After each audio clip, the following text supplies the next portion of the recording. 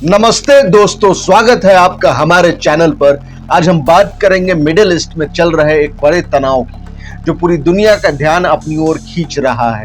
जी हां, हम बात कर रहे हैं इजराइल के ऑपरेशन राइजिंग लायन और ईरान के ट्रू प्रॉमिस 3 की। ये दो ऑपरेशंस क्या है, इनका मकसद क्या है और ये क्यों इतने खतरनाक हैं, चलिए इसे आसान भाषा में समझते हैं।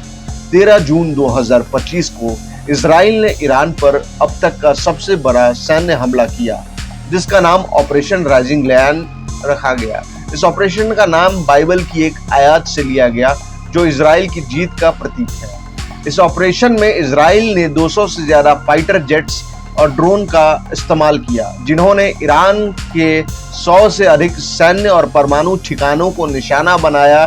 इजराइल का दावा है कि इस हमले में ईरान ने परमाणु कार्यक्रम को नुकसान पहुंचाया, जिसमें नातांज की परमाणु साइट और कई बड़े सैन्य कमांडरों को निशाना बनाया। इजराइल के प्रधानमंत्री बेंजामिन नेतन्याहू ने कहा, यह हमला ईरान के परमाणु खतरे को खत्म करने के लिए है, जो इजराइल के अस्तित्व के लिए खतरा है।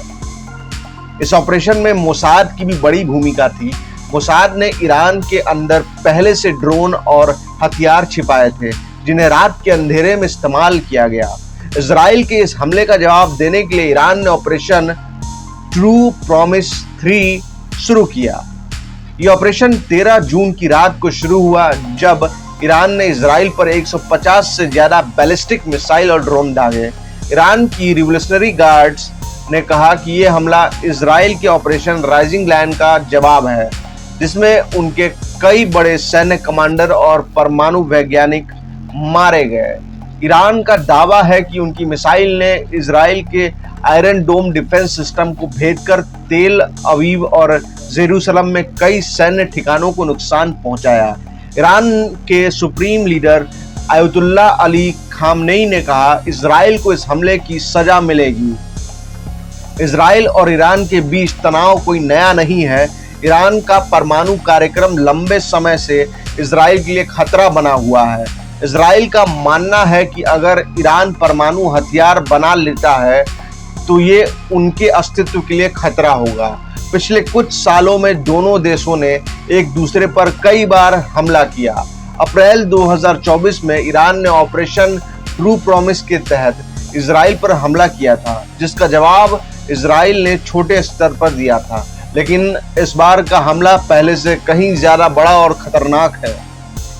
ये दोनों ऑपरेशन मिडिल ईस्ट में एक बड़े युद्ध की शुरुआत हो सकती है। संयुक्त राष्ट्र ने दोनों देशों से शांति की अपील की है, लेकिन इजराइल और ईरान दोनों ही पीछे हटने को तैयार नहीं है। अमेरिका ने कहा है कि वो इस हमले में शामिल नहीं था, लेकिन वो इजराइल का समर्थन करता है। इस तनाव की वजह से तेल की कीमत 11% तक बढ़ गई है और कई एयरलाइंस ने इस क्षेत्र में अपनी उड़ान रद्द कर दी है। दोस्तों, ऑपरेशन राइजिंग लायन और ट्रू प्रॉमिस 3 ने मिडिल ईस्ट को एक बार फिर जंग के कगार पर ला खड़ा किया है। ये तनाव सिर्फ इजराइल और ईरान के लिए नहीं, बल्कि पूरे दुनिया के लिए चिंता का विषय है। क्या ये तनाव शांति की ओर जाएगा या फिर ये एक बड़े युद्ध का कारण बनेगा?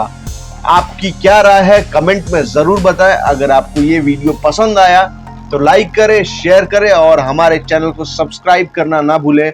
अगले वीडियो में मिलते हैं, तब तक के लिए नमस्ते।